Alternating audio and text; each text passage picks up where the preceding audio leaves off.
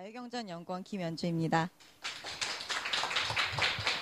네, 오늘 한가위가 지나고 나서 바로 큰 비가 많이 내렸는데요. 그럼에도 불구하고 바쁘신 와중에 자리해주신 여러분들 정말 감사드립니다. 오늘 제18회 자유주의 시민강좌는 김정호 교수님께서 쓰신 딱 맞게 풀어쓴 법인데요. 여러분들도 관심 있으신 분들 많이 아시겠지만 자유주의 고전으로 불리고 있는 프레데릭 바스티아의 법을 좀 더 쉽고 현대적으로 해석한 그런 고전의 재발견 시리즈 중에 한 권입니다. 오늘 본격적으로 이 재밌게 딱 맞게 풀어쓴 법을 시작하기에 앞서서 늘 저희의 순서이죠. 자유경제원의 간단한 행사 소개를 먼저 드리도록 하겠습니다. 먼저 첫 번째로 소개드릴 행사는 바로 저널리스트 아카데미인데요. 많은 분들이 도와주셔서 저희가 본격적으로 저널리스트 아카데미를 열 수 있게 되었습니다. 수강 교재비라고 해서 10만 원인 유료 프로그램이긴 한데요. 회차는 1회차부터 6회차까지 격주간으로 운영이 되는데 많이들 아시겠지만 정규재 주필님 그리고 김진 논설위원, 조갑재 대표님 등등 정말 정론직필로 통하고 계신 분들께서 직접 좋은 글쓰기란 무엇인가에 대해서 강의를 해주는 실전이 녹아져 있는 그런 프로그램이라고 할 수 있겠습니다. 사실 요즘 인터넷 매체가 발전함에 따라서 굉장히 많은 기사와 그러한 컨텐츠들이 쏟아져 나오는 것에 비해서 정말 우리가 습득해야 할 만한 정보는 무엇일까? 또는 그리고 기사나 그런 글들에서 어디까지가 사실이고 주장인지도 구분하기 어려울 정도로 많은 것들이 쏟아져 나오고 있는데요. 그런 와중에서 조금 더 좋은 글쓰기를 하고 싶으신 분들 주변에 많이 소개해 주시면 굉장히 좋은 시간이 될 수 있을 것 같습니다. 인터넷에서 신청을 받고 있고요. 저희 바로 선착순 마감이어서 지금 한 반절 이상 정도 차게 되었는데 주변에 널리 홍보해 주시면 감사하겠습니다. 다음으로 소개드릴 것은 바로 자유주의 시 공모전인데요. 저희가 많이 아시겠지만 굉장히 다양한 것들을 처음으로 시도를 해보려고 합니다.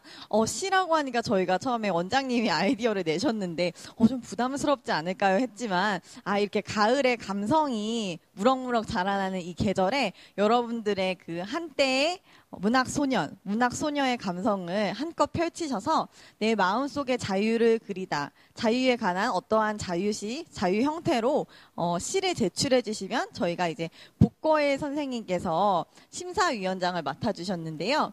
지금 바로 오늘을 시작으로 해서 11일 일요일까지 작품을 받고 있습니다. 그래서 일요일까지 받고 있으니까 지나가시는 길에 아침에 출근길에 식구 시상이 떠오른다 하시면 바로 핸드폰에 적으셨다가 제 메일로 도로록 쳐서 그냥 보내주시기만 하면 제가 멋지게 접수를 도와드리도록 하겠습니다. 여기 계신 분들 꼭 한 편씩 접수를 해주시면 좋을 것 같습니다.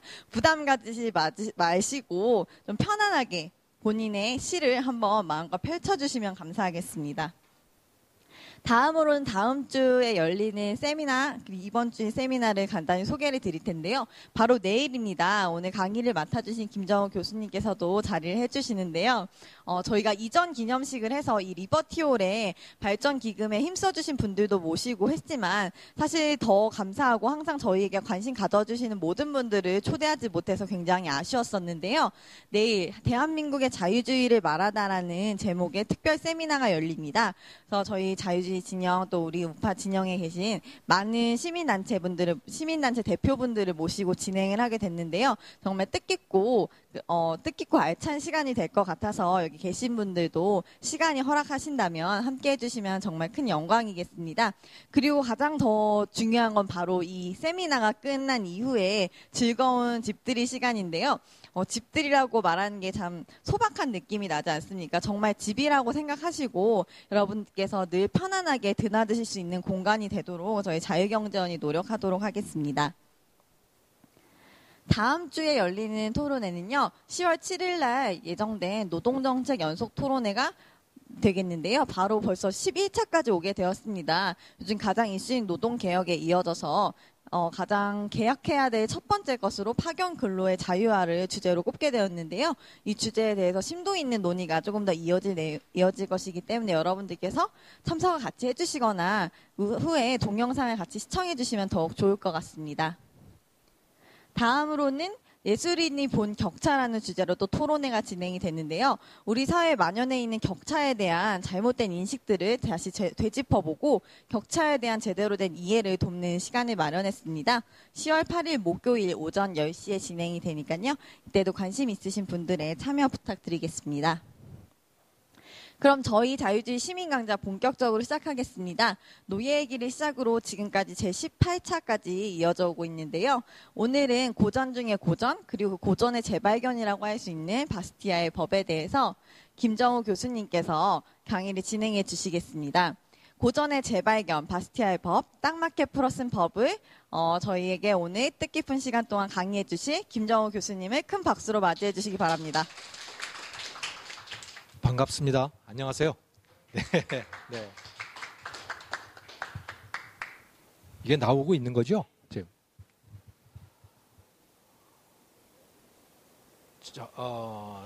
자유경제원이 되고 나서 여기로 이사를 하고 나서 제가 처음으로 강의를 하는 것 같아요. 네, 지난번에 한번 1차 집들이 할 때는 왔었는데 아주 좋습니다.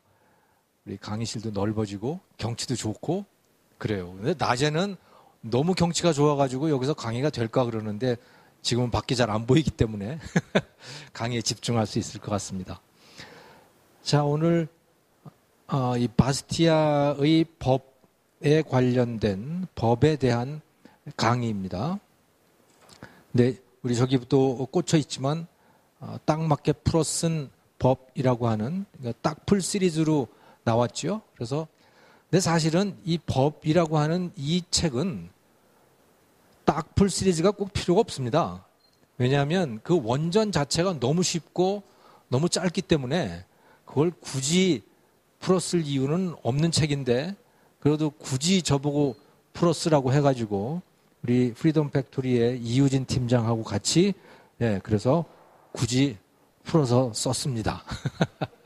사실은 풀어쓰기로 하면 하이엑 책을 풀어서 써야 되죠. 왜냐하면 그거는 뭐 너무 어렵기 때문에 그거는 정말 풀었을 만한 책이에요.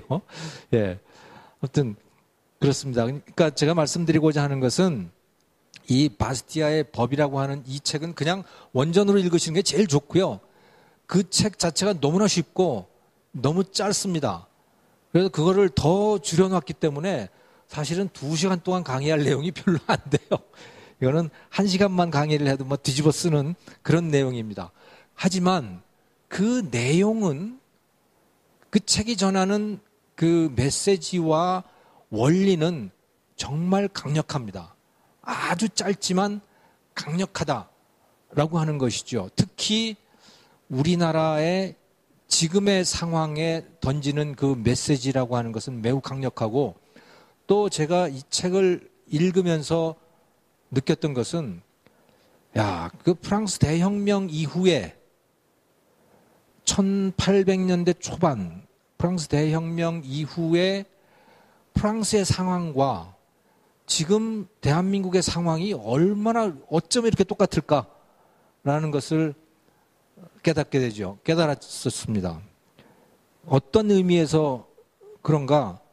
사회주의적인 사고가 팽배해 있고 그리고 정치인들이 포퓰리즘에 매진한다라고 하는 그런 면에서 보면 프랑스 대혁명 이후에 프랑스, 그러니까 19세기 초반의 프랑스와 지금 대한민국의 상황이 너무도 똑같더라라고 하는 그런 느낌을 가졌습니다. 그래서 이 The Law라고 하는 제가 프랑스어를 모르기 때문에 영어로 번역된 거를 또 한국어로 번역을 했습니다마는 저 책인데 매우 짧은 책이고요. 매우 얇은 책이고요. 그리고 저 책은 여러 개의 논문으로 구성이 되어 있습니다. 사실은 논문이라고 말하기도 뭐한 팜플렛, 여러 개의 팜플렛을 모아놓은 거다 이렇게 보시면 돼요. 근데 그 팜플렛의 수준이 굉장히 높은 거죠. 그래서 이 안에 이제 로라고 하는 제목을 달고 있는 책으로 묶었지만 그 안에는 많은 여러 개의 글들이 들어있다. 저자는 당연히 바스티아하고 이제 저와 이유진 팀장, 저 제일 뒤에 앉아 있는 저 사람입니다. 딴청 팔고 있는 사람이 지금 이효진 팀장입니다. 예, 둘이서 같이 썼고요. 자, 그 다음에 이 책은 크게 두 파트로 나눠져 있어요. 첫 번째 파트는 보이는 것과 보이지 않는 것이라고 하는 그런 파트가 있고, 두 번째 파트는 법이에요. 그러니까 이 책은 이 뒤에 제2부의 내용을 가지고 제목을 달아놓았죠. 제1부에 있는 이 보이는 것과 보이지 않는 것이라고 하는 저 부분은 사실은 법이라고 하는 타이틀이 어울리지 않습니다. 굉장히 다른 내용을 담고 있는 것인데, 그런데 저 뒷부분만 가지고는 사실은 책이 안 돼요. 너무나 얇아서. 그래서 다 이렇게 합쳐놓은 것 같은, 놓은 것 같다는 그런 생각을 제가 하게 됐습니다. 자, 그런데 오늘 강의는 그러면 어떻게 할 거냐? 제 2부부터 먼저 합니다. 왜냐하면 법이잖아요. 제목이 법이니까 법부터 먼저 하고자 하는 것이죠. 그런 면에서 본다면 저는 이 책의 순서가 잘못됐다고 생각해요. 왜 1부에다가 법을 내놓지 않고 법을 두 번째 파트에 내놨는지 모르겠습니다. 자, 그래서 법입니다. 법.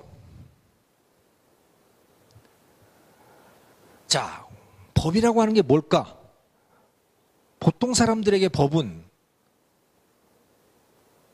국회를 통과한 규칙을 말하는 것입니다. 국회에서 국회의원들이 의결 정족수를 충족시켜가지고 찬성을 한 어떤 문건, 그것을 우리는 법이라고 부릅니다. 대한민국에서 법이라고 통용되는 모든 것들은 다 그거예요. 자, 그런데 바스티아에게는 어떤가? 대한민국 국회를 통과한 법들의 대부분은 다 법이 아닐 겁니다. 바스티아에게는. 그럼 뭐냐 그거는? 일종의 약탈장치들인 거죠. 법을 가장한 약탈장치들인 거예요. 그럼 바스티아에게 법이라고 하는 건 무엇이냐? 바로 이겁니다. 우리들 각자의 생명과 재산, 참 여기에 자유가 또 있습니다. 우리들 각자의 생명과 자유와 재산을 타인의 약탈로부터 보호하기 위한 장치.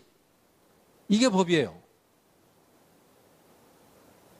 그것이 아닌 것은 아무리 국회를 통과하고 아무리 헌법이라고 하는 형식을 갖췄다고 하더라도 그건 법이 될 수 없다라고 하는 것이 바스티아의 입장이에요. 바스티아가 법을 보는 눈이고, 이것은 뭐 하이엑도 그렇고 미세스도 그렇고 대부분의 고전적 자유주의자들이 법을 바라보는 그런 시각이라고 보시면 되는 것이죠.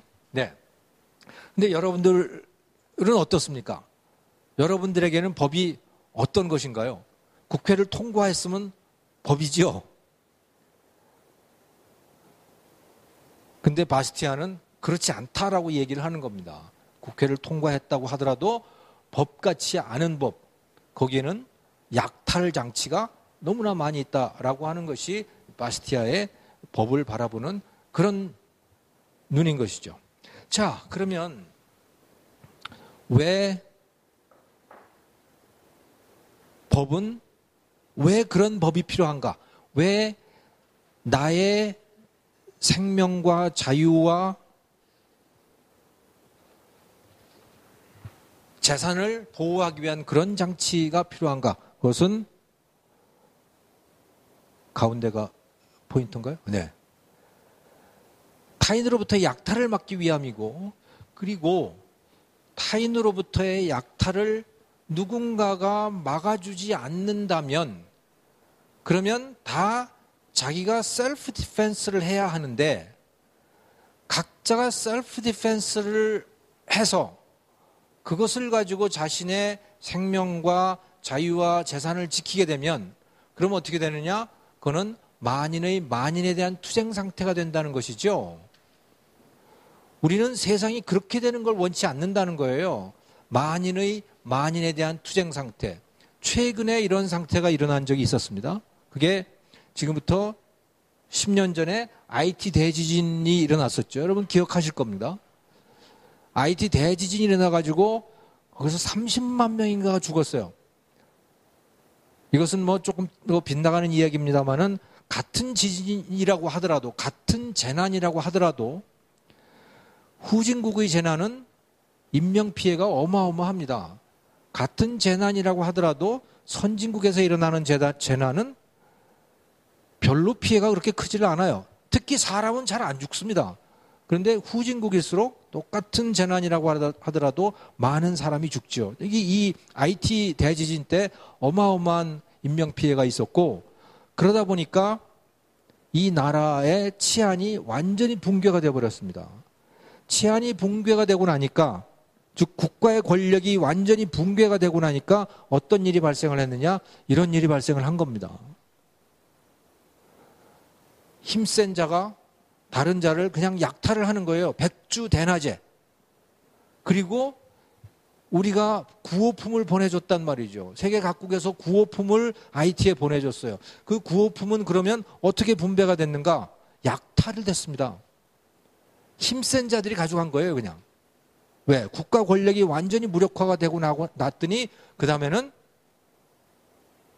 약탈만이 횡행을 하게 되는 것이죠. 그러면 자기가 자기를 지키는 그런 시스템이 과연 좋은 것이냐? 여기를 보면 그건 아니더라라고 하는 겁니다. 그러니까 최소한 각자의 생명과 자유와 재산을 지켜주는 뭔가 장치가 필요하다라고 하는 것이고, 그래서 법이 필요하다라고 하는 것이죠. 그게 없으면 각자가 자신을 지켜야 되고, 그것은 토마스 홉스가 얘기한 정말 야만적이고 비참하고 가난하고 그런 상태가 된다라는 거예요.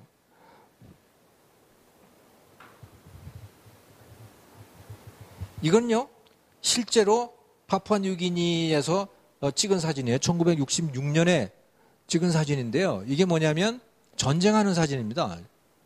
그 파푸아뉴기니에 다니족이라고 하는 원주민이 있었어요. 이 다니족이라고 하는 사람들은 1930년대까지만 하더라도 세상에 존재하지 않는 사람들이었습니다. 무슨 얘기냐면 밀림 속, 그러니까 완전히 나머지 세계로부터 완전히 차단이 돼가지고, 차단이 된 게 아니고 그들도 밖에 있다고 하는 사실을 몰랐고, 밖에서도 현대인들도 그들이 존재한다는 사실을 몰랐었던 것이죠. 그냥 각자 살고 있었죠. 그러다가 1930년대에 호주의 그 탐험가가 이제 그 정글을 뚫고 가다가 보니까 사람들이 나타나기 시작한 거예요.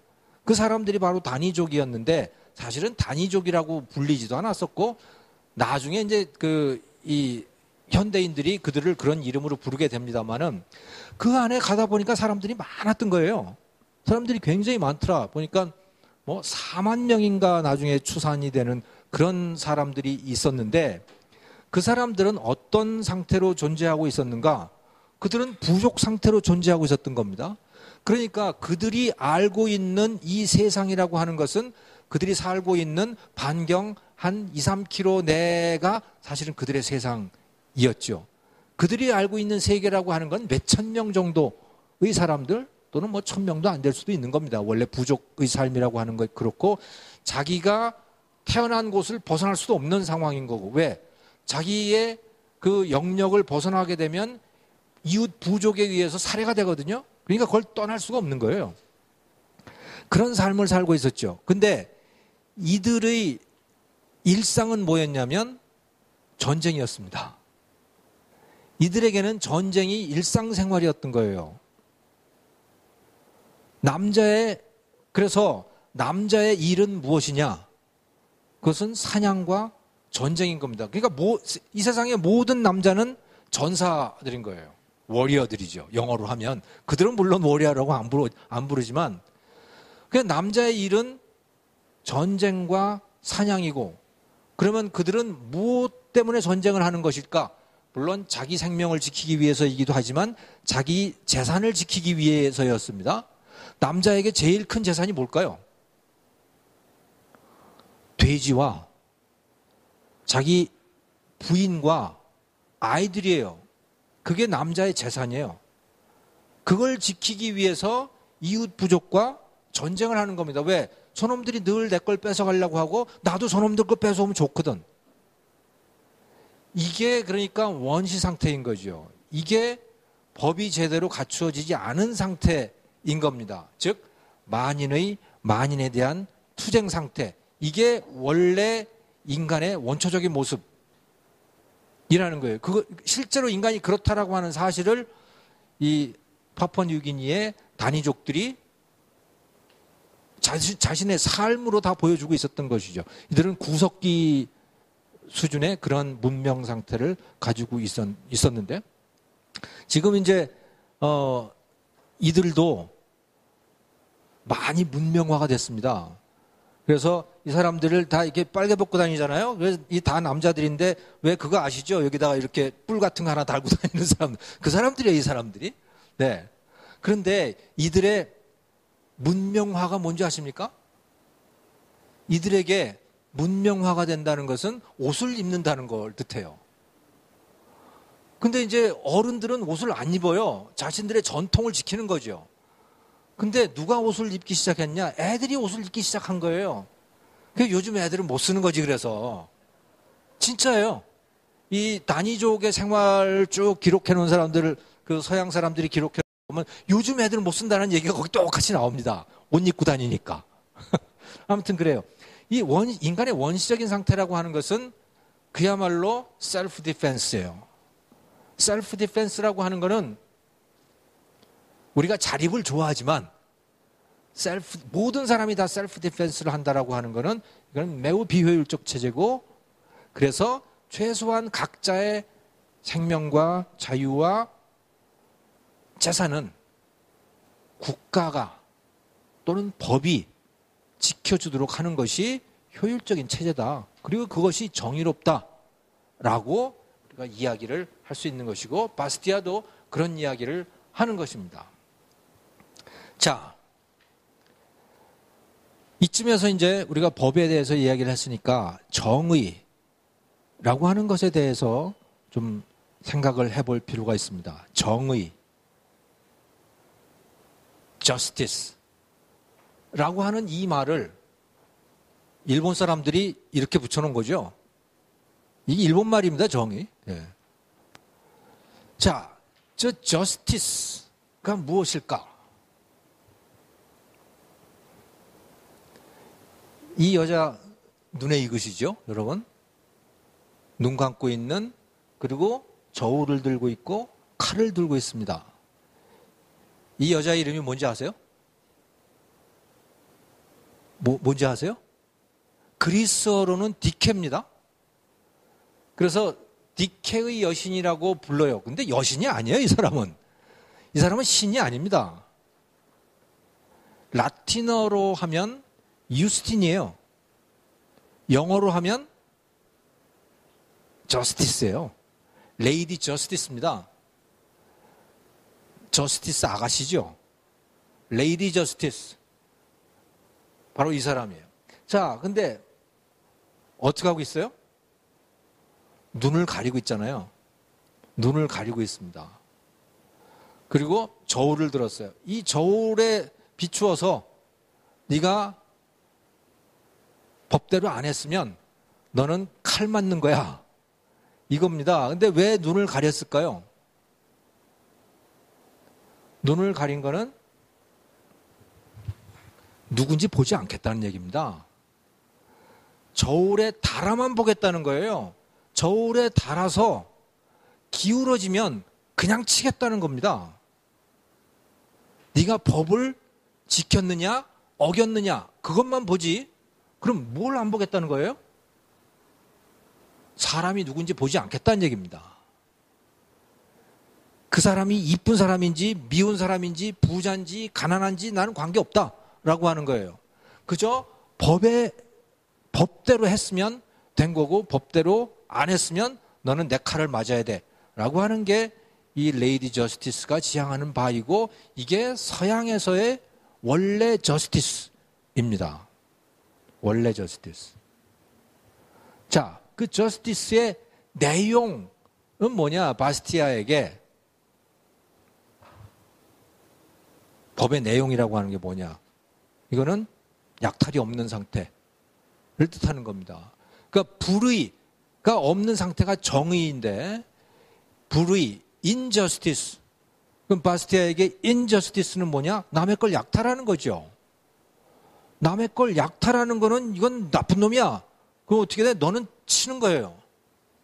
너는 죽어야 해. 너는 벌을 받아야 해. 라고 하는 게 그게 바스티아의 저스티스인 겁니다. 남의 거를 뺏었느냐, 남의 거를 훔쳤느냐, 남의 거를 속여서 가져왔느냐, 이런 것들을 뜻하는 겁니다.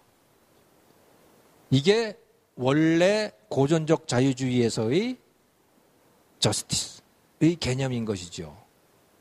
자, 그런데 이게 현대로 오면서 서서히 바뀌기 시작합니다.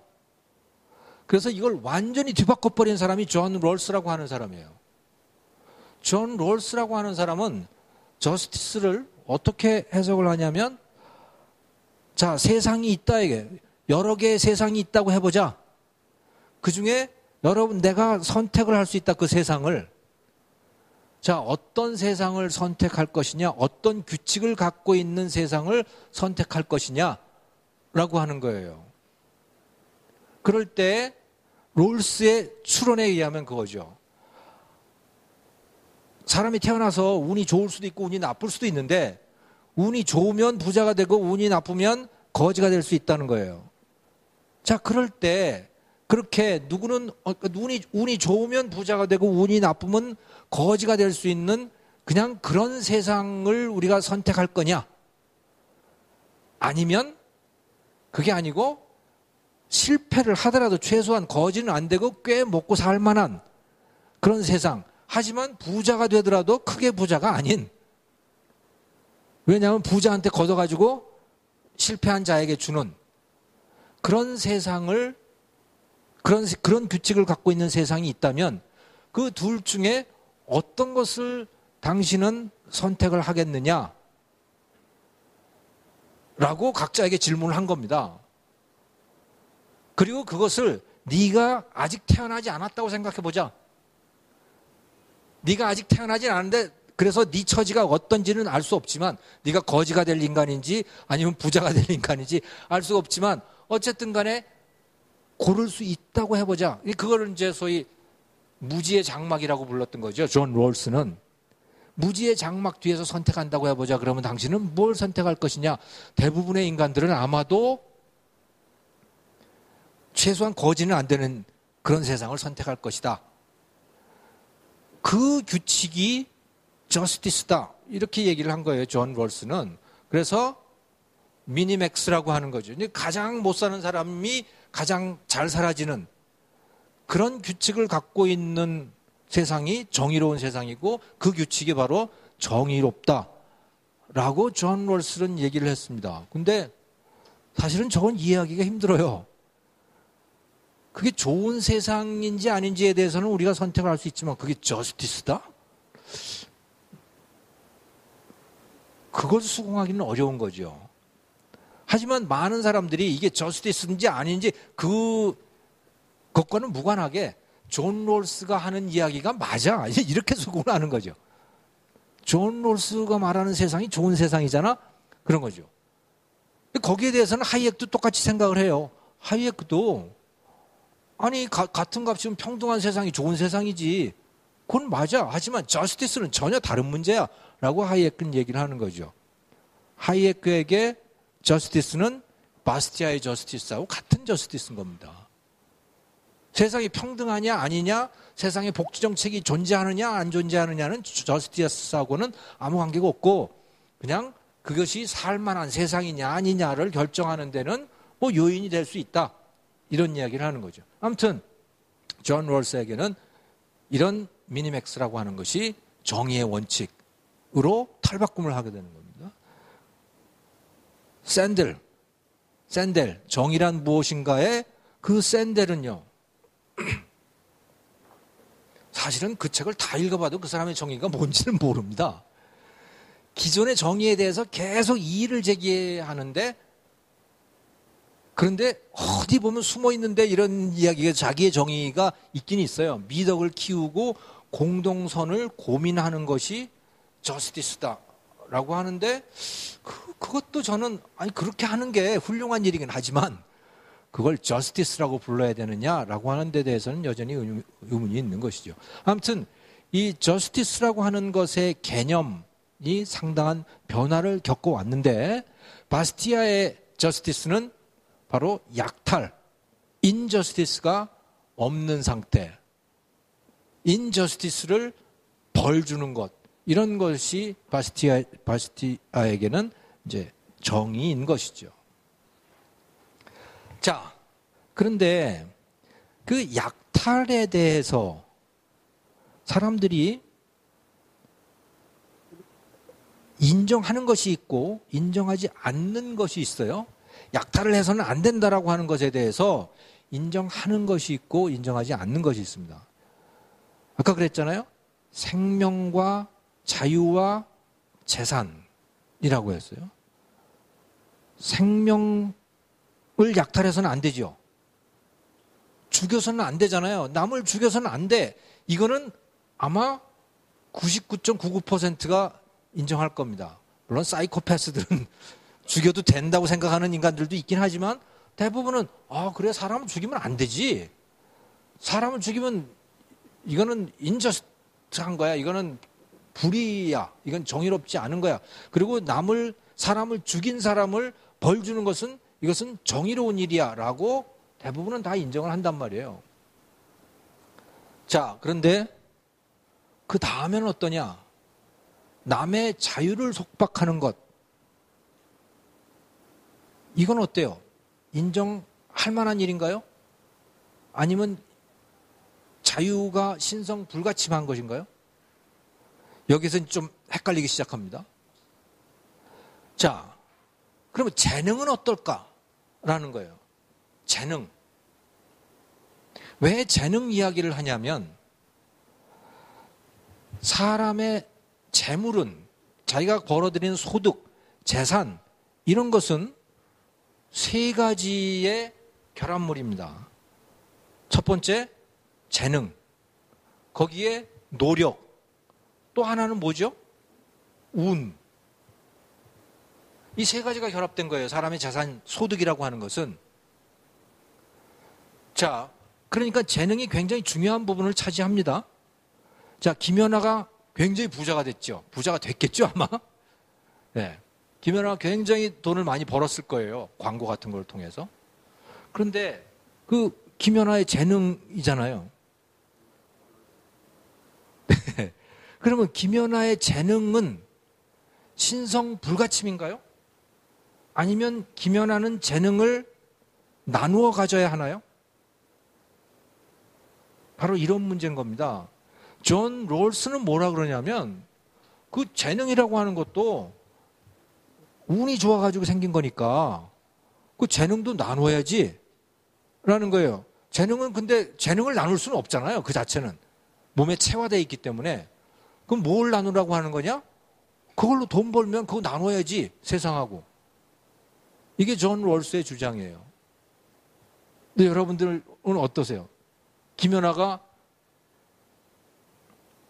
열심히도 했을 거고 운도 있고 하지만 재능도 굉장히 있다 이거예요. 근데 여기서 열심히 한 것만 빼면 나머지는 사실은 운이에요. 그죠? 열심히 한 것도 운 아닐까? 열심히 하는 재능을 타고났다면 사실은 성품의 대부분은 유전입니다. 살아보니까 그래. 성품의 대부분은 유전이에요. 그걸 바꿀 수 있는 사람은 별로 많지 않아. 부모한테서 부지런한 성품을 타고난 사람은 계속 부지런하게 살아요. 예. 게을르게 태어났으면 대부분은 게을르게 살더라고. 그렇게 생각해 보면 노력이라고 하는 것도 어쩌면 운이에요. 그러면 그거 운이 좋아서 그렇게 된 거니까 나눠야 하는 것이냐라는 거죠. 대부분의 현대인들은 그렇게 생각할 겁니다. 나눠야지. 돈 많이 벌었으면 나눠야 되는 거 아니야? 바스티아에게는 어떤가요? 왜 나눠야 하는데?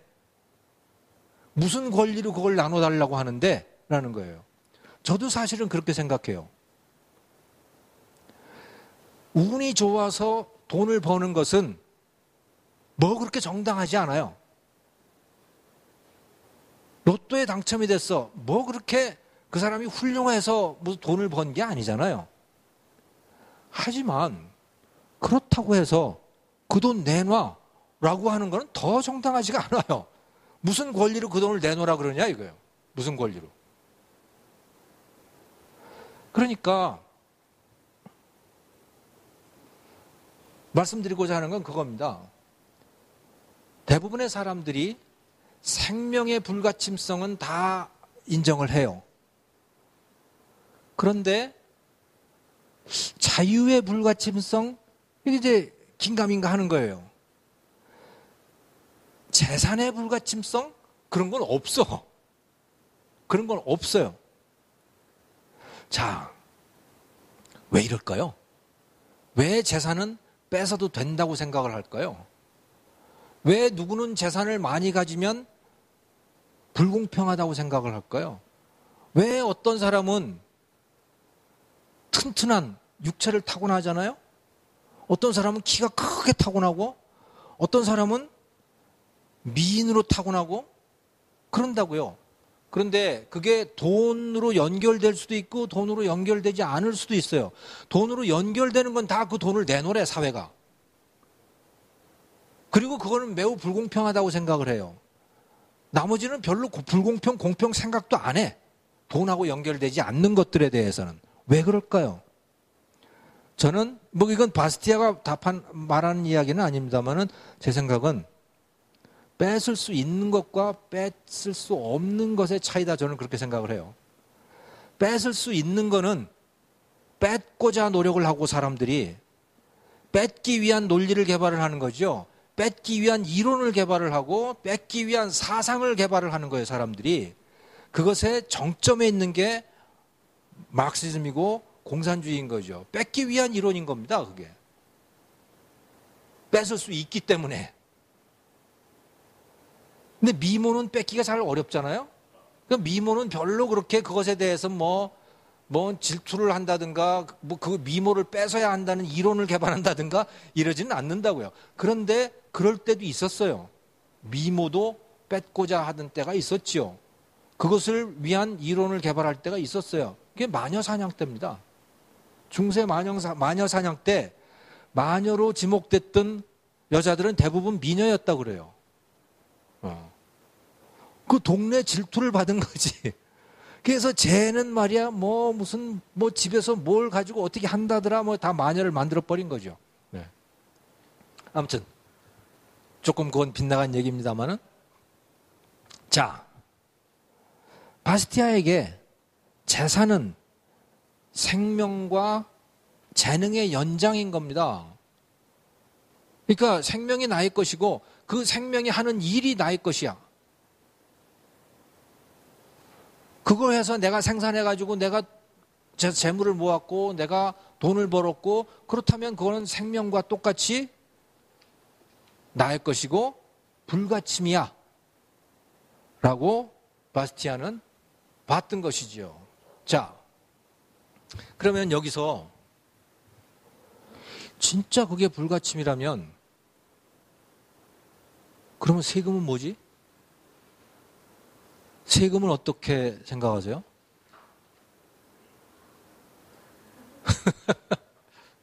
세금 안 내도 되는 건가?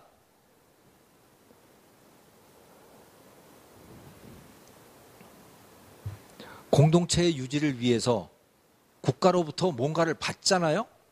국가로부터 뭔가를 받는 거예요. 그리고 우리가 국가를 선택할 수가 없어요. 국가라고 하는 건 타고나는 것이고 내가 원튼 원하지 않든 간에 국가의 서비스를 받게 되는 것이고 그러면 거기에 대해서 요금을 내야지. 요금을 내야 되는 거죠. 그거를 안 내면 이 국가라고 하는 존재 자체가 성립을 하지 않는 거죠. 만인에 대한 투쟁 상태를 끝맺기 위해서 국가라고 하는 것의 필요성을 인정을 하는데 그것을 위한 대가를 치러야 되는 것이죠. 이제 그러면 바스티아가 그런 얘기를 하지는 않는 거예요. 근데 단지 우리가 이런 의문을 제기할 수가 있는 것이고 누구나 다 그 의문을 제기하니까 제가 말씀을 드리는 겁니다만은, 그러면 세금이라고 하는 건 어때야 하는가? 어때야 하죠? 정 선생, 세금은 어느 정도 해야 될까요? 작을수록 좋다. 얼마큼?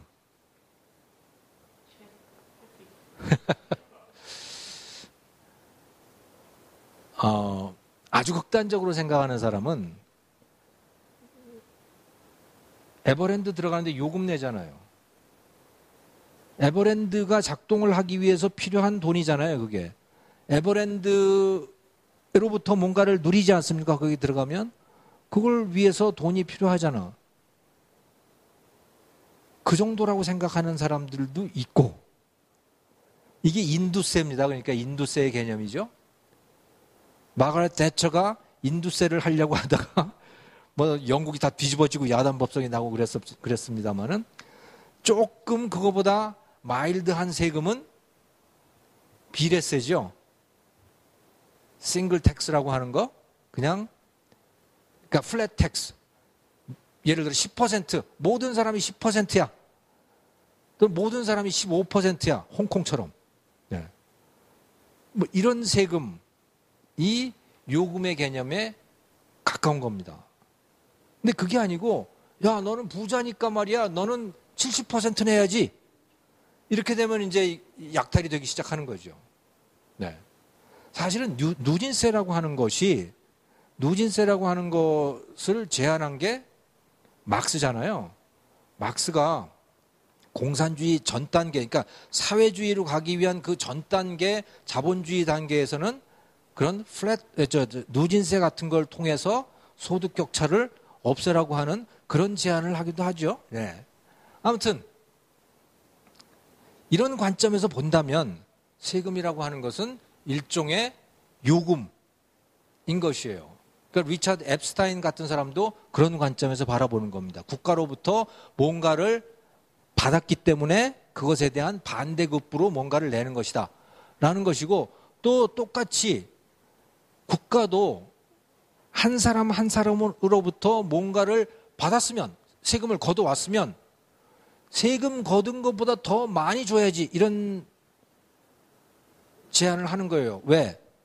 우리가 그걸 우리는 영어로 해가지고 private analogy라고 얘기를 하는데, 민간을 비유한다라고 할까? 민간의 원리를 국가에다가도 적용한다 그럴까? 이런 거죠. 예를 들어서 우리가 김밥집 가가지고 2,000원 주고 김밥을 사서 먹는다라고 할 때 그 김밥의 가치는 2,000원을 넘어갑니다. 반드시 넘어가게 돼 있어요. 왜냐? 2,000원보다 김밥 가치가 2,000원보다 못하다면 안 살 거고, 그러잖아요. 2,000원 안 내겠죠. 2,000원보다 항상 높게 돼 있어요. 그래가지고 우리 경제학에 보면 소위 소비자 잉여라고 하는 이야기를 하는데, 물건의 가치는 항상 그것을 위해서 치르는 가격과 같거나 높다라고 하는 거죠. 그러니까 국가도 국민으로부터 세금을 걷어갔으면, 지금 평균적인 국민을 말하는 게 아닙니다. 한 사람 한 사람에 대해서 얘기를 하는 거예요. 우리 5천만 국민 한 사람으로부터 어떤 사람한테는 100원 걷어갔어. 그러면 국가는 그 국민한테 한 120원 정도는 해줘야 돼. 어떤 사람한테는 100억을 걷어갔어. 그러면 너 한 110억 정도는 되돌려 줘야지. 그게 제대로 된 기업이라면 당연히 그렇게 한다 이거예요. 그러니까 국가도 그렇게 해줘야 돼. 그래서 모든 국민 한 사람 한 사람이 국가와의 거래에 있어서, 세금 거래에 있어서 손해보는 일이 없어야 해. 그 나라를 떠나고 싶어 하지 말아야 해 라고 하는 거죠. 누구도 그 나라를 떠나고 싶어 하지 않는 상태로 만들어 놓으라고 하는 것이, 그게 리차드 앱스타인이 세금을 바라보는 견해고, 그것은 바스티아가 바로 사람의 재산권을 바라보는 시각과 일맥상통하는 겁니다. 즉 재산이라고 하는 것은 개인의 정당한 권리고, 그것은 신성불가침한데, 다만 국가가 세금을 부과할 거면 가져간 것보다 더 많이 되돌려줘라, 돈으로 되돌려주라는 얘기가 아니고 서비스로 100만 원을 가져갔으면 100만 원보다 더 가치가 있는 서비스로 되돌려줘라 라고 하는 그런 결론이 도출이 되는 것이죠. 자, 그런데 이런 바스티아의 관점에서 본다면 현대 대부분의 나라에 있어서의 법은 다 타락해 있습니다. 법이라고 하는 것이 국민 한 사람 한 사람의 재산권을 지키는 것이 아니고 오히려 일부 국민, 힘을 가진 일부 집단, 정치적 영향력을 가진 일부 집단의 이익을 위해서 다른 국민의 재산을 침해하는 그런 도구, 다른 국민의 재산을 약탈하는 그런 도구로 변해버린 경우가 너무나 많다라고 하는 거죠. 예를 들어서 지금 우버, 이 사진에 나와 있는 이겁니다만은 우버 쫓겨난 거 여러분 아시죠? 그리고 우버의 미국 대표, 우버 설립자가 한국 검찰에 의해서 고소된 것도 아세요? 검찰에 의해서 고소가 된 게 아니고 서울시가 우버 대표를 고소했는데 검찰이 기소를 했는지 안 했는지는 모르겠어요, 그걸. 네. 그렇게 했습니다. 왜? 한국 법을 어겼다는 거예요? 네. 한국 법은 뭐냐? 이제 운수사업법을 어긴 것이죠. 물론 그게 현행법이긴 합니다. 현행법이긴 한데, 그런데 그 우버를 왜 쫓아냈느냐라고 하는 것은 카카오 택시는 안 쫓아낸 거하고 비교를 해보면 상당히 대조가 돼요. 우버 서비스에도 보면 택시를 대상으로 한 우버 서비스가 있었고 또 택시 운전 면허를 갖고 있지 않는 운전자를 위한 그런 서비스, 우버 서비스가 있었죠. 그런데 현행법 테두리 하에서도 우버 택시는 허용할 수가 있었어요. 그런데 그것조차도 허용을 안 하고 압박을 가하니까 결국은 우버가 포기하고 대한민국을 떠난 겁니다. 대한민국을 떠났는데, 자, 그러면 이렇게 우버를 축출하는 식의 이런 법, 이런 입법 행위 또는 이렇게 법을 이용하는 이 행위, 이걸 어떻게 볼 거냐? 이거는 그 우버에서 운전을 해가지고 거기서부터 돈을 벌 수 있었던 그 사람들의 기회를 박탈한 것이죠. 그 사람들을 약탈한 것이다. 이렇게 봐야 하는 것이죠. 네. 그리고 이거를 하면서 우리가 또 한번 생각을 해봐야 될 것은 이 면허제도라고 하는 겁니다. 면허제도도 우리 법의 굉장히 중요한 일부분을 차지하고 있는데 면허라고 하는 게 도대체 뭐냐? 택시 운전 면허라고 하는 게 뭐냐는 거예요. 택시 운전 면허라고 하는 것은 우리 상식적으로 생각을 해보면 택시 기사가 범죄자일 수도 있고 뭐 그렇잖아요. 길도 잘 모를 수도 있고 이런 건 안 되겠다는 거 아니에요. 이거는 소비자를 위해서 안 되겠으니까 그러면 면허는 뭐냐? 무자격자를 속아내는 일이에요. 택시 운전을 할 만한 능력을 갖추고 또 소비자들이 이 정도 면허를 갖고 있으면 이 사람은 믿을만 해 라고 하는 일종의 인증제도여야 하는 것이죠. 지금 대한민국의 운전면허제도가 그렇죠. 대한민국의 운전면허는 진짜 면허다운 면허 시스템입니다. 그거는 운전만 할 줄 알면 무조건 주잖아요, 다. 네. 자, 그런데 택시 운전 면허는 뭐냐? 그게 아니에요. 처음에는 그렇게 시작이 되죠. 처음에는 너 당신 지리 잘 알아? 당신 전과 기록이 있어 없어? 뭐 이런 거 이제 해가지고 운전 면허를 준단 말이에요. 택시 운전 면허를. 근데 가다 보면 어떻게 되느냐? 이게 이제 이익 집단이 되는 거예요. 나 먹고 살기도 힘드니까 더 주지 마. 이제 이렇게 되는 거죠. 더 주지 마. 이렇게 되는 거죠. 그래서 기득권이 돼버리는 거예요. 면허라고 하는 것이 기존에 면허 갖고 있는 사람들의 기득권이 돼버리더라. 근데 다행히 운전면허는 아직도 그게 기득권이 안 돼 있어요. 운전면허는 계속 주잖아요. 그런데 예를 들어 부동산 중개사 자격증, 그것도 기득권이에요. 잘 안 줘요, 이제 그것도. 왜? 사람이 너무 많다는 거예요. 그게 사람이 많고 적고가 무슨 관계예요? 부동산 중개업을 할 만한 지식이 있는 사람이면 무조건 내줘야 되는 거죠. 택시도 운전을 할 만한 자격을 갖췄으면 무조건 줘야 되는 것이죠. 그러니까 그런 관점에서 본다면 이 우버에서 운전을 하고자 하는 기존의 택시 운전자들 말고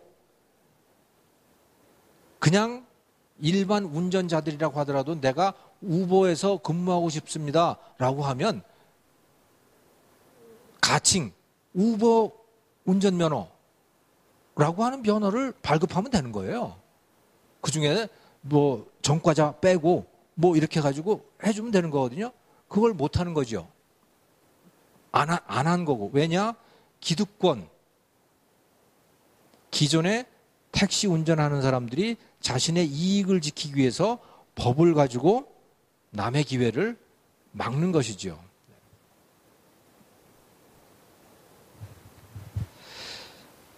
자, 법이 또 타락한 그런 부분이 어떤 것이 있느냐?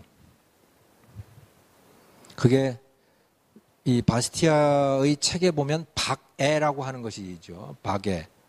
영어로 하면 fraternity인데 우리나라 말에는 박애라고 하는 말이 별로 적당치가 않아요. 우리가 흔히 쓰는 말이 아니기 때문에 동포애 뭐 이런 말도 그것도 이상하잖아요. 동포애라고 하는 것도 그냥 그래서 일반적으로 그냥 저는 사랑이라고 쓰고 싶습니다만은 자, 우리 이웃사랑이라고 하는 거 사랑이라고 하는 건 진짜 고귀한 가치죠. 나를 희생해 가면서 남을 위해서 봉사하고 하는 거는 정말 훌륭한 일이에요. 네. 그거는 교육해야 되고 장려해야 되고 그런 거죠. 그럴 수 있는 사람은 인격적으로 훌륭한 사람이기도 하고 문제는 그것은 법으로 할 수 있는 일이 아니라는 것입니다. 법으로 사랑을 강요할 수 있는가라는 것이죠. 사랑을 강요하게 되면 그때부터 더 이상 사랑이 아닙니다. 그것은 그냥 강압일 뿐이죠. 법으로 어떻게 사랑을 하겠어요? 법으로 사랑하라고 한다고 해서 사랑이 되겠냐는 거예요. 그건 더 이상 사랑이 아니고 법으로 사랑해서 억지로 사랑하는 척하고 있으면 그때부터는 강제 노동이 되는 거 아니겠어요? 네. 그래서 강요된 사랑, 강요된 자선 이런 것들은 또 다른 형태의 약탈이다라는 것입니다. 그러면 복지제도 이런 건 어떻게 봐야 할까요? 복지제도. 이게 그러니까 대표적으로 강요된 사랑인 것이죠. 강요된 사랑이에요. 왜냐? 국가는 사랑을 할 수 없거든요. 국가는 사람이 아니잖아요. 그러니까 국가가 그런데 사랑하는 척을 하는 겁니다. 누구 돈으로? 남의 돈으로. 남한테 돈을 걷어가지고 사랑한다고 말을 하면서 뭔가를 주는 거예요. 그런데 받는 사람은 뭐 좋은 일이지만 사랑을 했어야 하는 그 사람들의 입장에서는 이건 더 이상 사랑이 아닌 거죠. 그냥 뺏기는 것일 뿐이에요. 네. 그러면 복지제도는 모두가 다 강요된 또 다른 형태의 약탈일까? 그것은 여기에 대해서는 조금 우리가 생각해 볼 여지가 있어요. 이거는 바스티아는 그런 얘기를 안 합니다. 그런데 현실적으로는 계속 제기되는 그런 문제들이죠. 미세스는 아마도 아주 작은 복지제도라고 하더라도 약탈이라고 할 거예요. 근데 제가 보기에는 그렇지는 않아요. 제가 세금을 내는데 제 돈을 가지고 가난한 사람을 도와준다? 저는 그게 저한테는 약탈이라고 보이지 않아요. 아마 그리고 많은 납세자들에게 가난한 사람들을 돕는 일은 그렇게 내 돈을 약탈해 간다라는 느낌을 받지는 않을 거라고 저는 생각을 해요. 그래서 그리고 그게 많은 사람들이 그렇게 받아들이고 있다면, 이건 가정이지만 많은 사람들이 그렇게 받아들이고 있다면 그 대부분의 사람들이 동의할 만한 가난한 사람에게 도움을 주는 것, 세금을 걷어서 도움을 주는 일은 그거는 약탈이라고까지 말할 이유는 없다. 그래서 그런 부분에 대해서는 재정학에서 파레토 임프루빙 리디스트리뷰션이라고 얘기를 하죠. 그러니까 우리가 그 경제학에 보면 파레토 향상이라는 게 나오거든요. 누구도 손해보지 않고 모든 사람이 이익이 된다면 그것은 파레토 향상이라고 하는 거죠. 세상이 좋아지는 거란 얘기죠. 복지정책도 그런 범주에 속하는 복지정책들이 있는데 그것은 최빈층을 도와주는 그런 복지정책은 파레토 향상의 성격을 갖는 복지정책일 가능성이 높습니다. 뭐 거기서 동의하지 않는 사람들도 있겠지만 제가 보기엔 그래요. 하지만 모든 국민으로부터 세금을 걷어가지고 모든 국민이 다 공짜로 사는 그런 복지정책은 이건 명백하게 약탈이죠. 네. 자, 그래서 바스티아가 하는 얘기, 강요된 사랑, 강요된 자손은 또 다른 약탈이다라고 하는 그런 메시지를 가지고 있죠. 근데 이것과 관련해서 저는 우리 한국 사회에서 항상 제기되는 이 노블리스 오블리주의 이 문제를 좀 언급해 놓고 가고 싶습니다. 노블리스 오블리주라고 하는 게 귀족의 의무입니다. 고귀한 자들의 의무.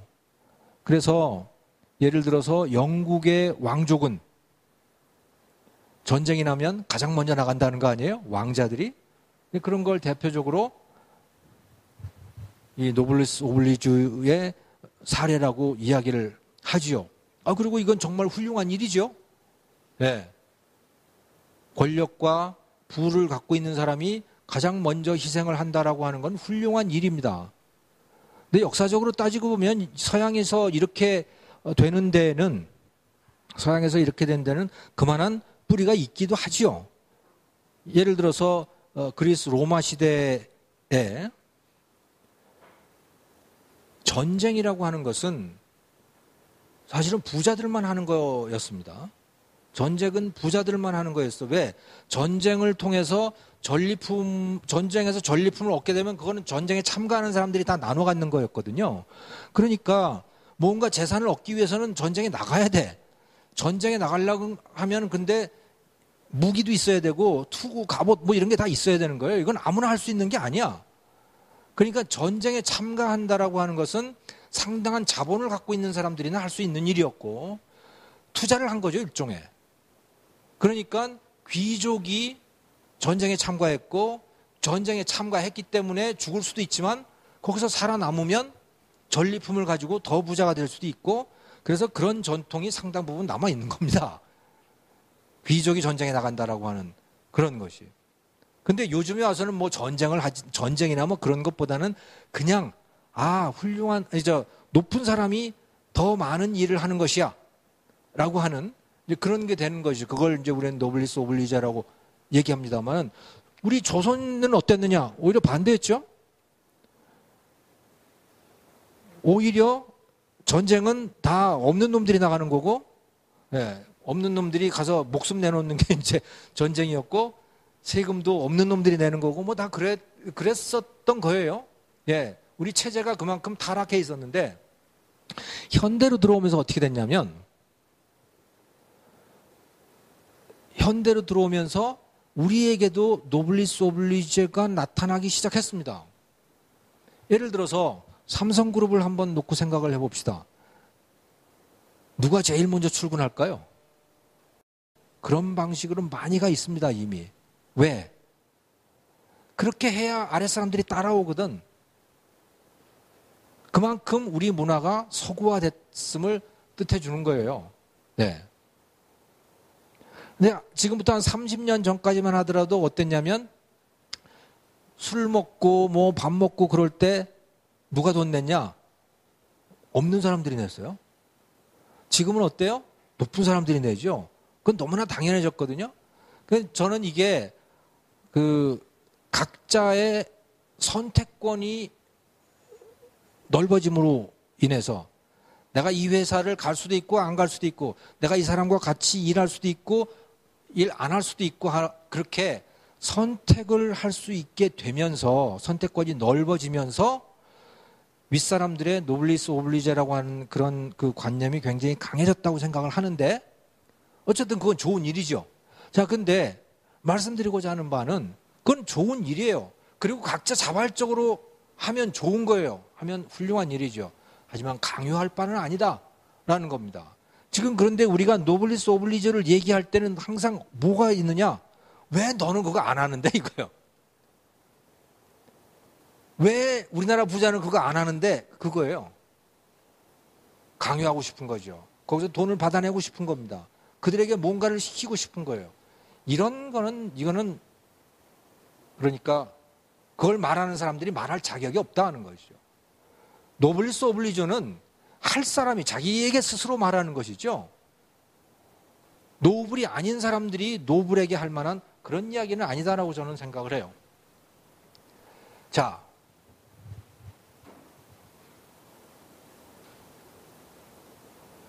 이게 로베스피에르라고 하는 사람인데 프랑스의 그 대혁명이 일어나기 전에 재무상인가 그랬었죠. 공포 정치를 했었어요. 그래서 그 면화법 같은 게 있는데 면화를 제조하기 위해서는 무슨 공정을 거치고 무슨 공정을 거치고 별걸 다 이렇게 규정을 해놓고 그거 어기면 사형 막 이런 거예요.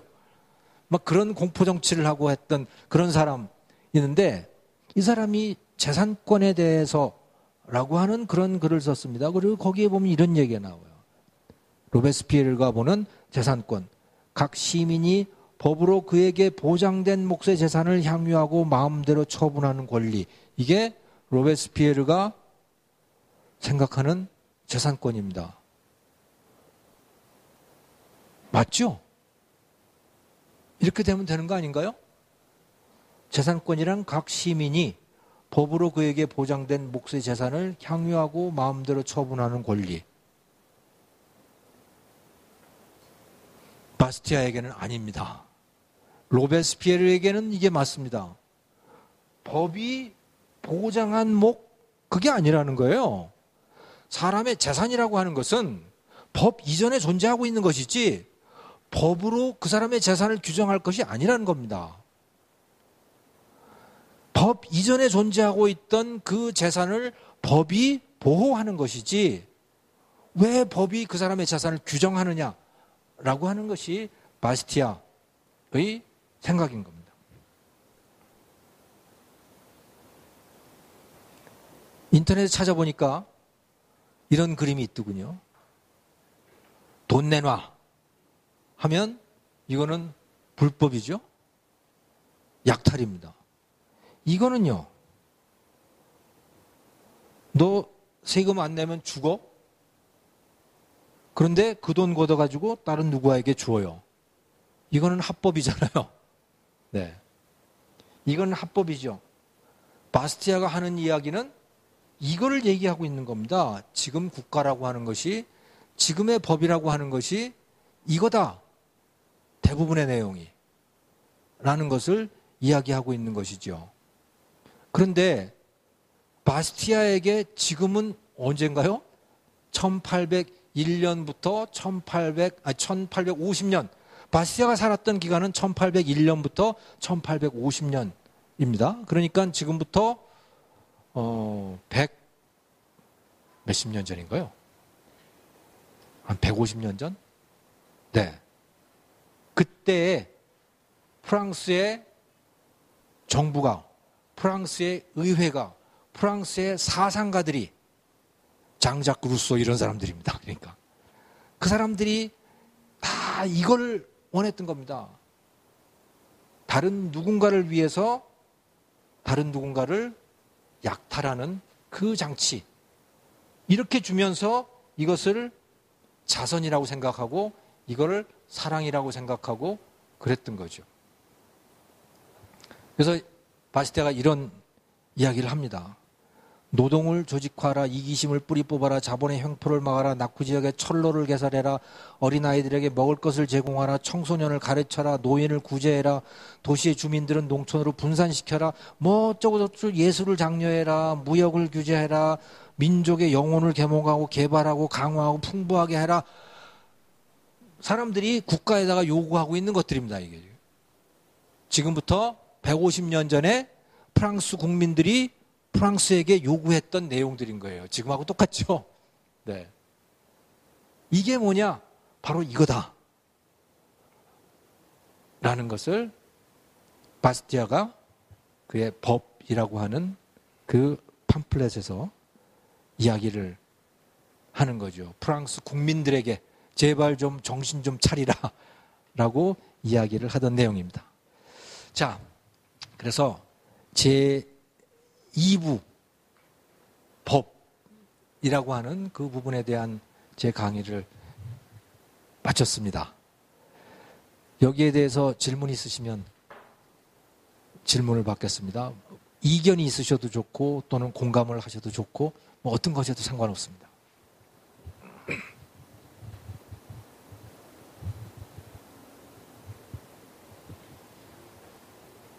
네.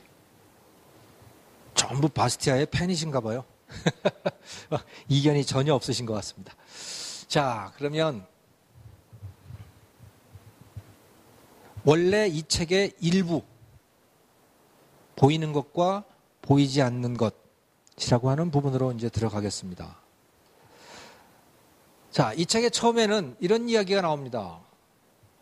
깨어진 유리창. 유리창이 깨졌어요. 유리창을 깼어요. 아, 이거 좋은 일이야. 왜? 유리창을 깨지셨으니까 유리창을 다시 끼워야 될 거 아니에요. 그러려면 유리공장이 돌아가야 될 거 아니에요. 유리산업이 살아난다. 유리산업이 살아난다. 그러니까 유리창을 깨자. 뭐 깨자는 얘기까지는 안 했지만 유리창이 깨지면 유리산업이 살아나서 우리나라 경제에 좋은 것이다. 그렇게 생각하십니까? 그렇게 생각하시면 케인지안입니다. 그게 케인스가 하는 생각이에요. 왜? 여기서 유리가 돌아가게 되면 그 유리를 만들기 위해서 광산에서 뭘 녹여야 되고 뭘 또 그거 하자 보면 또 뭐가 생겨야 되고 그래서 승수효과라고 하는 걸 통해 가지고 경제가 그렇게 돌아가게 되는 거예요.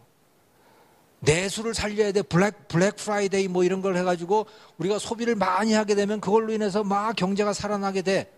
네. 지금도 그러고 있어요? 네. 바스티아가 보기에는 진짜 멍청한 일이다. 깨진 건 깨진 거야. 써버린 건 써버린 거라고.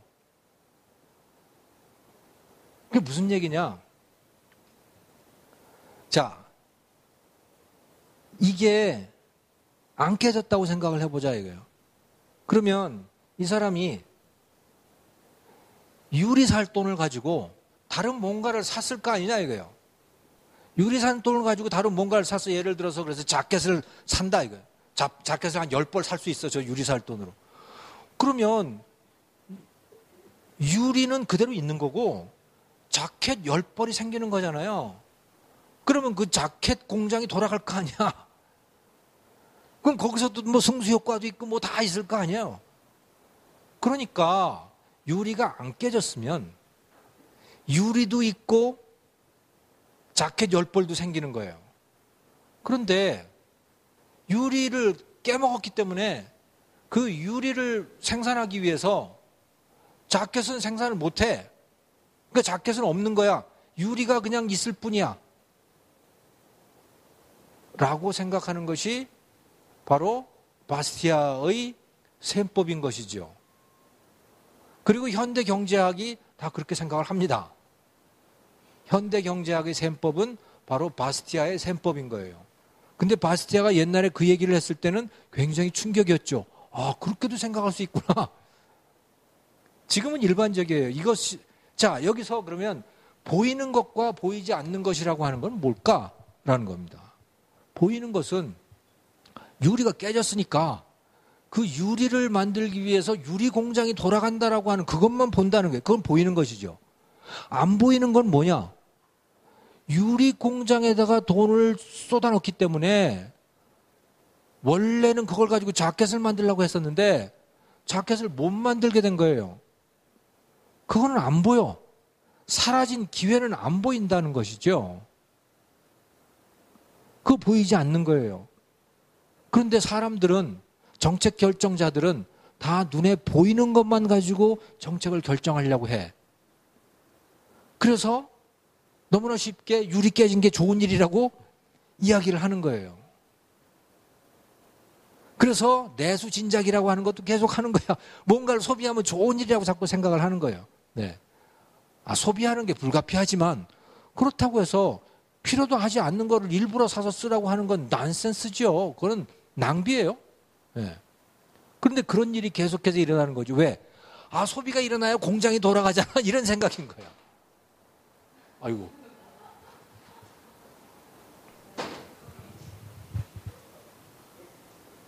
그런 일이 너무나 비일비재하게 일어나더라 라는 겁니다. 여기 인천에서 오신 분 안 계세요?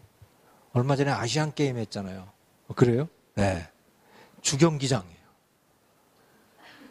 어마어마한 돈을 쏟아부었어요. 이것뿐만이 아니고 뭐 다른 데도 경기장들이 많이 있을 거예요. 그거 다 놀고 있죠.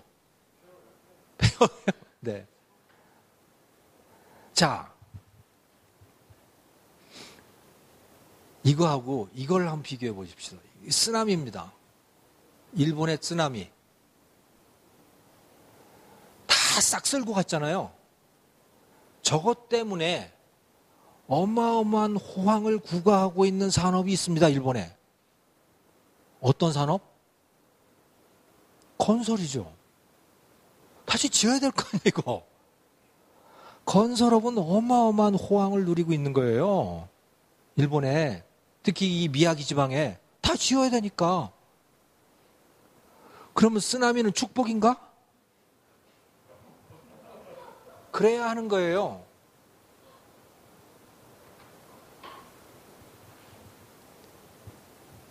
이거 짓느라고 건설업 한때 잘 나갔죠. 호황이었을 거예요. 뭐 사람도 부족하고 뭐 다 그랬지. 일손도 부족하고. 네.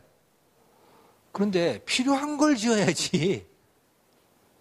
이렇게 노는 걸 자기 돈 아니라고 세금으로 다 갖다 지어놓으면 저것으로 인해서 그동안 못한 게 얼마나 많겠어요.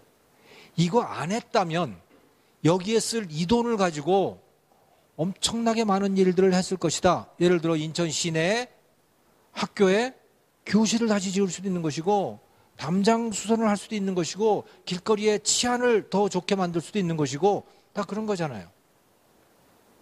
그걸 못한 거란 말이에요. 이거 하느라고 아무 쓸모없는. 근데 지금 평창에서 또 그러고 있죠. 네.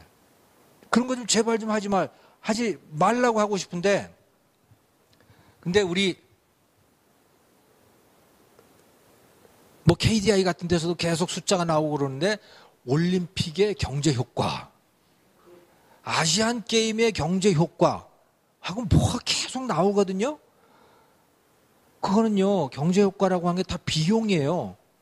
비용이 마치 뭔가가 생산된 것으로 착각을 하게 만드는 거예요. 거기에 나오는 그 숫자들은 다 보이는 겁니다.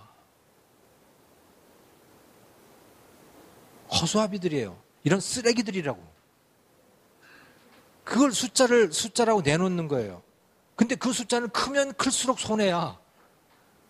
왜? 안 보이는 게 너무나 많기 때문에. 아직도 이러고 있는 것이죠. 똑같아요. 그런 게 너무너무 많다. 사회적 일자리. 뭐 지방자치단체마다 중앙정부도 그렇고 이 국회도 보면 또 뭐 사회적 일자리 뭐 축제한다고 써붙여놓고 그랬습니다. 자, 사회적 일자리라고 하는 게 뭐냐 도대체. 일자리라고 하는 것은요, 제대로 된 일자리라고 하면 어떤 거냐, 팔릴 만한 물건을 만드는 일입니다. 그 자리에서 뭔가를 만들어 가지고 그걸 누군가가 필요로 해서 내 지갑을 열어서 돈을 낼 수 있는 만한 뭔가를 만들어 내는 게 그게 일자리죠. 근데 그게 없다. 그래서 억지로 사회적 일자리라고 하는 것을 만들어낸다라고 하는 얘기는 무슨 얘기냐면 남들이 안 사줄 물건을 만들어내는 뭔가를 한다는 얘기입니다. 그게. 만들어봐야 아무도 안 사. 아무도 안 사. 그런 일을 뭐예요? 그런 일을 계속 돈 주고 하라 그런다? 낭비죠. 그 사람 시간 낭비고 세금 갖다 쓰는 것도 또 낭비고 그런 거예요. 그런데 사회적 일자리가 그거예요. 그런데 그렇게 해서 쓰레기통에 버릴 수는 없잖아요. 그러니까 사회적 일자리 해놓고 그 다음에 하는 일이 뭔지 아세요? 정부가 사주는 거예요. 만들자마자 쓰레기통에 들어가기 뭐 하니까 정부가 사주는 거야. 그럼 정부는 그거 갖다 뭐 할까? 별로 안 쓰고 그냥 있겠죠. 자기 돈 내고는 안 살 만한 물건들이란 거 다 그게. 그런 거를 만드는 자리가 사회적 일자리거든요. 그러니까 이중의 낭비예요. 그걸 안 했다고 생각을 해보자. 정부가 이런 사회적 일자리 아니고 그 돈을 가지고 정부가 진짜 필요로 하는 뭔가를 돈을 썼다고 생각해 봅시다. 그럼 거기서도 일자리가 생길 거 아니에요. 그죠? 그 돈을 받아가지고 뭔가를 만들어내야 할 테니까. 거기서 일자리가 만들어지잖아. 그 일자리는 제대로 된 일자리죠. 정부가 진짜 필요로 하는 무언가를 사서 쓰는 거니까. 그러니까 일자리라고 하는 건 사람이 그냥 돈을 쓰면 그 뭔가를 사면 그걸 만들어내기 위해서 생기는 거야. 근데 그게 아니고 억지로 일자리를 위해서 돈을 쓰게 되면 불필요한 걸 만들려고 돈을 주게 되는 것이고 불필요한 걸 만들려고 그 사람을 거기에 앉혀놓고 일을 시키는 거예요. 그 이중의 낭비가 되는 거예요. 그걸 안 했다면 진짜 다른 일자리가 생기는 것이죠. 그렇다고 해서 사회적 일자리가 아니고 다른 데다가 제대로 된 용도에다가 돈을 쓴다면 완전 고용이 달성된다는 게 아닙니다. 사회적 일자리 만드는 것보다는 좀 낫다는 이야기를 하고 있는 것이지요. 어떤 것도 세상의 모든 문제를 다 해결할 수는 없어요. 하지만 사회적 일자리 정책을 하는 것보다는 제대로 된 데에 돈을 쓰는 정책이 더 좋은 일자리를 만들어내는 그런 정책이다라는 것이죠. 그게 안 보이는 것도 보면서 하는 정책이다. 이렇게 말씀드릴 수가 있을 것 같아요.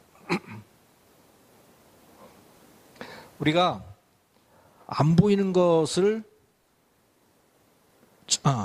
정말 우리가 너무 눈에 보이는 것, 당장 눈앞에 이익에만 집착해서 그 정책을 결정하고 정부에다가 또는 국회에다가 법과 정책을 요구하는 경우들이 많더라. 그 중에 대표적인 게 또 이런 이 국공립 유치원 지으라고 하는 이 정책입니다. 여러분 똑같은 걸 만들어내는데 사기업이 만들어낼 때와 공기업이 만들어낼 때 어느 쪽의 원가가 쌀까요? 사기업이 만들어낼 때가 원가가 싸지요. 또는 같은 원가라면 어느 쪽이 품질이 높겠어요? 사기업이 만들어낼 때 품질이 높습니다. 뭐 상식적으로 생각해봐도 다 아는 거 아니에요. 네, 저는 그렇게 생각을 합니다. 만약에 뭐 이런 일은 일어나지 않지만 만약에 삼성이 대한민국 육군을 맡아가지고 운영을 한다면 아마 예산 절반으로 전투력은 한 두세 배 정도 높아질 거라고 저는 생각을 해요. 네. 느슨한 조직은 생산성도 안 나고 돈은 많이 들어가고 그러거든요. 자, 그런데 이것은 학교도 똑같습니다. 유치원도 똑같아요.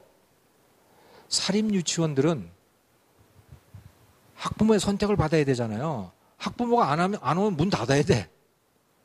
그리고 돈 많이 쓰면 자기 돈 나가는 거예요. 그러니까 돈도 절약하고 학부모들이 원하는 뭔가를 계속해서 해내야 되는 것이죠. 그래서 1인당 교육비를 계산한 걸 보면 원화 1인당 교육비입니다. 국공립 유치원의 원화 1인당 교육비가 사립 유치원보다 50% 이상 더 비쌉니다. 한 배 반이에요. 그러니까 한 배 반. 그런데 그것은 그 유치원을 짓는 돈을 뺀 거예요. 그러니까 유치원 신축 비용까지 같이 계산을 하면 국공립 유치원이 사립 유치원에 최소한 2배가 들어갈 겁니다. 그러니까 학부모가 직접 자신의 돈을 부담해서 운영되는 그 사립 유치원과 국가가 세금으로 부담하는 국공립 유치원을 비교해 보면 국공립이 2배나 더 많은 비용을 부담해야만 하는 것이죠. 그런데 사립은 학부모가 부담하는 거고, 그것도 요즘엔 뭐 많이 달라졌습니다만은, 아무튼 원칙적으로 사립은 학부모가 부담하는 것이고 국공립은 납세자가 부담하는 거예요. 어쨌든 다 국민이에요. 그런데 국공립은 근데 그 자기 아이를 그 유치원에 보내는 학부모 입장에서 보면 유치원비가 10,000원이에요. 월 10,000원이야. 뭐 9천 얼마 받기도 하고 그래요. 사실은 그거 안 받아도 돼요, 그 사람들은. 국공립 유치원은 그거 안 받아도 다 국가에서 나오게 돼 있어. 그러니까 괜히 받는 거예요. 그냥 공짜라고 하면 뭐 하니까? 네. 그런 거죠. 공짜예요. 그러니까 국공립은 공짜야. 근데 사립은 국가에서 22만 원의 바우처를 받고 플러스 자기 돈은 얼마가 들어가야 돼? 10몇만 원씩 뭐 이렇게 들어가야 돼요. 그러니까 학부모 입장에서는 국공립은 공짜고 사립은 자기 돈 내야 되잖아요. 여러분 같으면 뭘 원하시겠어요? 당연히 국공립을 원하죠. 당연히 국공립을 원하는 겁니다. 그러니까 국공립은 줄을 서 서로 들어가려고 해야 돼요. 추첨하고 그래야 돼요. 국공립은. 그러니까 국공립 안 된 사람들이 사립을 가는 거예요. 자, 그러면 여러분이 유치원에 다니는, 유치원에 보내야 할 아이를 갖고 있는 학부모라 그러면 국회의원들한테 뭘 요구하시겠습니까? 국공립 유치원 지으라고 요구하는 거죠. 국공립 유치원을 지으라고 요구를 하는 거예요. 국회의원들은요, 국공립 유치원을 지어드리겠습니다. 여러분들이 대통령이라면 당연히 국공립 유치원을 확대하겠습니다. 대선 공약입니다. 박근혜 대통령. 그런데 그 돈 어디서 나오냐? 그 돈은 어디서 나오느냐? 그 많은 돈, 2배나 더 많은 돈. 네. 안 보이는 거는 아예 무시해버리는 거죠. 안 보이는 건 다 무시해버리는 거예요. 그거는 분명히 이 나라 전체에 다 부담이 되는 것이고, 사실은 자기 아이를 유치원에 보내지도 않는 엉뚱한 납세자들이 내는 것인데, 그거는 개의치도 않는 거죠. 세금은 세금이고 내 아이는 내 아이니까 두 개는 아무 관계 없다고 생각을 하는 거예요.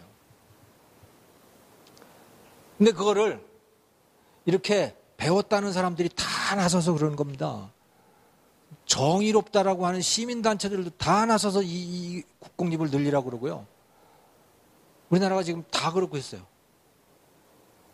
바스티아가 보면 통탄할 일이죠.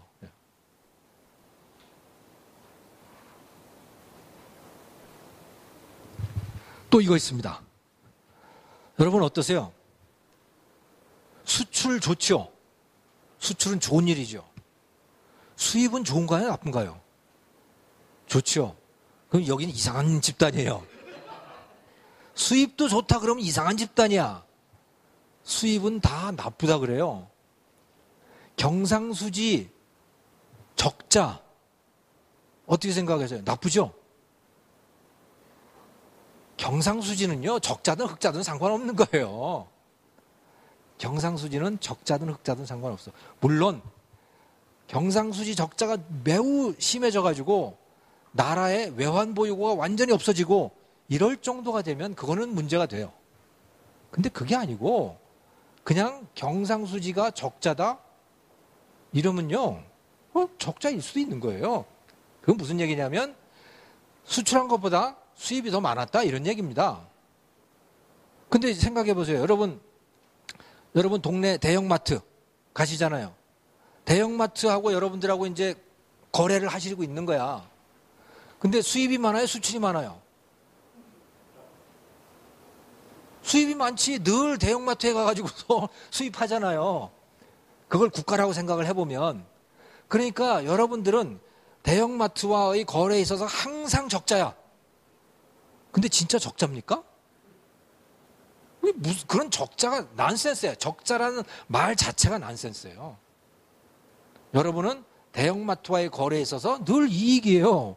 이익이니까 가서 돈을 쓰는 거지. 손해면 돈을 쓰겠어요? 돈을 안 쓰지. 그러니까 적자냐 흑자냐 이건 문제가 아닌 겁니다. 수입은 수입대로 좋고 수출은 수출대로 좋은 거예요. 근데 우리는 늘 수출은 좋지만 수입은 나쁘다고 생각을 하죠. 수입하면 일자리가 없어진다고 생각을 합니다. 왜? 대한민국의 생산이 없어지지 않냐 이거. 공장에서 만드는 것만 생산인가요? 한번 생각을 해보십시오. 여기가 나주 영산포의 홍어의 거리입니다. 대한민국 홍어는 여기 다 여기서 다 공급이 돼요. 그런데 홍어의 95%는 칠레산, 아르헨티나산입니다. 흑산도 홍어가 아니고 칠레, 아르헨티나에서 들어온 것들이에요. 다 여길 통해서 나가는 거예요. 근데 자, 만약에 칠레산, 아르헨티나산 홍어가 수입되지 않는다고 생각을 해봅시다. 이거 다 문 닫아야죠. 이거 다 문 닫아야 되고 서울에도 홍어 식당들 얼마나 많아요. 그거 다 문 닫아야 돼요. 네. 무슨 이야기냐면 수입도 일자리를 만듭니다.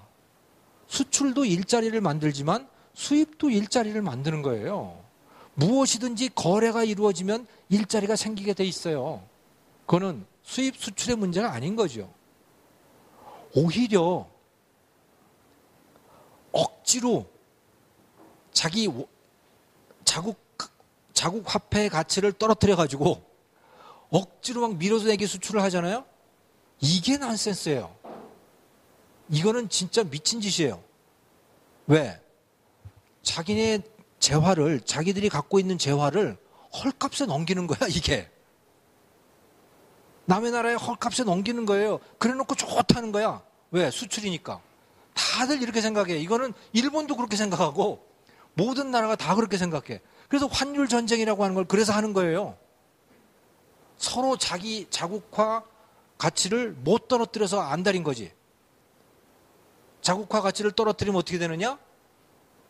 자기들이 만들어낸 그 제품을 헐값에 파는 건데 그걸 좋다 그러는 거야. 왜? 공장이 돌아가니까. 네. 바스티아를 다시 배워야 되죠. 그래서 사실은 수입이든 수출이든 상관없는 겁니다. 뭐든지 거래가 이루어지고 뭐든지 생산이 이루어지면 거기서는 일자리가 생기더라 라는 그것인데 우리가 당장 눈앞에 보이는 거 그것만 볼 때가 너무나 많더라. 처음에 안 그랬겠어요? 이것도? 홍어도? 야, 홍어 수입하면 말이야 우리나라 홍어 농민들 다 홍어 어민들 다 문 닫아야지. 그렇죠? 다 문 닫아야지. 아, 외국에서 와인 수입하면 말이야 우리나라 와인 업자들 다 문 닫아야지. 문 닫을 수도 있지요. 그런데 외국서 들어오는 그 와인을 가지고 와인 유통업이 생기고 와인 바가 생기고 뭐 다 와인 소믈리에도 생기고 다 생기는 거 아니에요? 그거 다 뭐예요? 다 일자리죠. 생각해 보면 우리가 누리고 있는 것들 중에 수입산이 아닌 게 없어요, 사실은. 농산물도 청양고추도 그거 아세요? 청양고추의 종자가 미제라고 하는 거? 몬산토입니다. 그거 아세요? 네.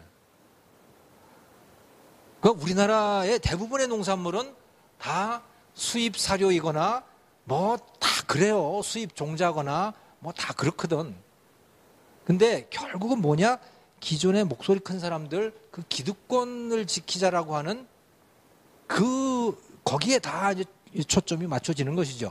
아무튼 하지만 우리가 경험을 통해서 또는 이론적 가능성을 통해서 잘 생각을 해보면 보이지 않는 것까지 다 잘 추론을 해보면 우리가 어리석은 일을 하는 경우가 많다라고 하는 것을 스스로 생각해 볼 수 있고 바스티아가 그 보이지 않는 것도 봐라라고 하는 그런 이야기를 하고 있는 것이죠.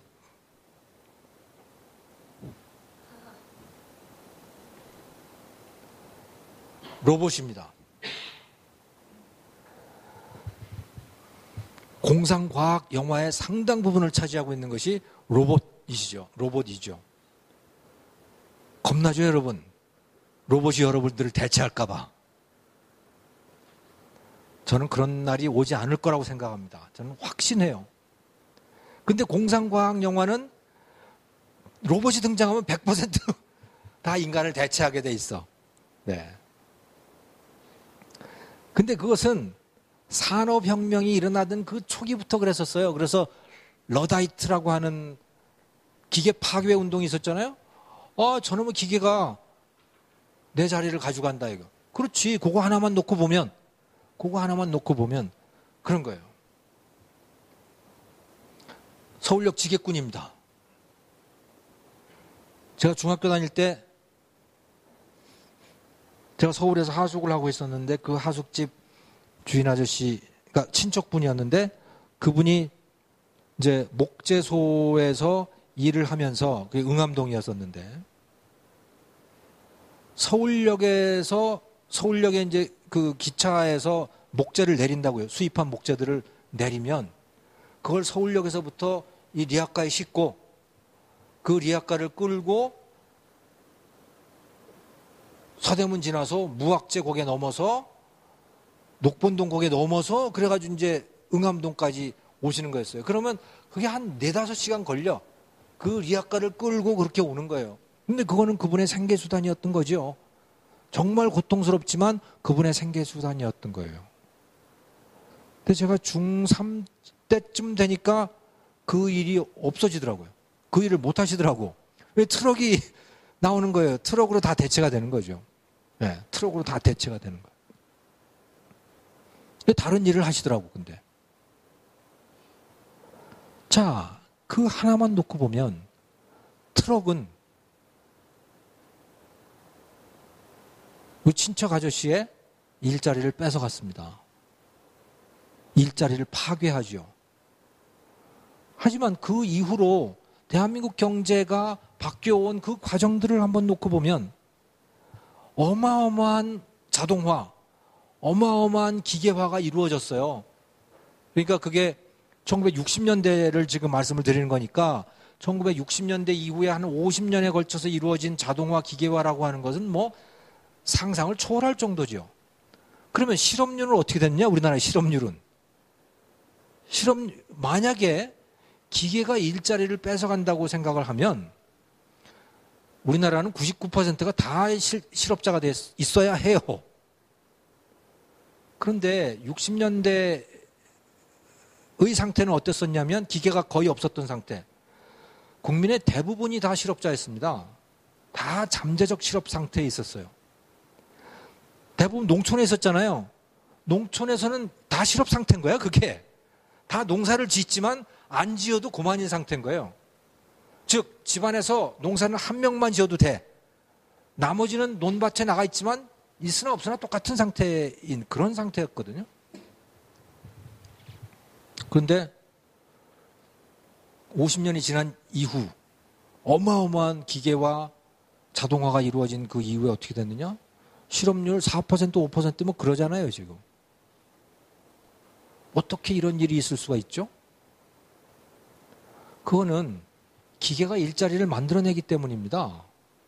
어떻게 기계를 만드는 일자리가 생겨나고 또 기계로 인해서 생산성이 올라가기 때문에 물건의 원가가 떨어지게 되고 물건값이 떨어져요. 더 많이 생산에 참여하는 것은 저는 좋다고 생각합니다. 그것이 자원봉사이든 아니면 조금 돈을 받더라도 어디 가서 험한 일을 하든 간에 뭔가 생산을 해내는 거 있잖아요. 뭐 그것이 어디 가서 가이드를 하는 일일 수도 있고 뭐 집에 노는 것보다 저는 그것이 훨씬 낫다고 생각을 해요. 근데 그게 아니고 돈을 더 많이 쓴다? 저는 그거는 나라를 위해서 좋은 일이 아니라고 생각합니다. 왜냐하면 가지고 있는 재산은 일정한데 정해져 있는 거 아니겠어요? 내가 지금 소비를 많이 한다 그래가지고 나한테 재산이 더 많이 생기는 것도 아니고 지금 소비 많이 하면 나중에는 쓸 게 없어지는 거죠. 뭐 그건 너무나 자명한 거죠. 네, 저희 다음 19회 자유주의 시민강좌는 미래항공 김용삼 편집장님께서 맡아주셨는데요. 한강의 기적과 기업가 정신에 대해서 강의해 주실 예정입니다. 다음 달에도 꼭 첫째 주 목요일 7시에 뵙기를 간절히 소망합니다. 다음 달에 뵙겠습니다. 감사합니다.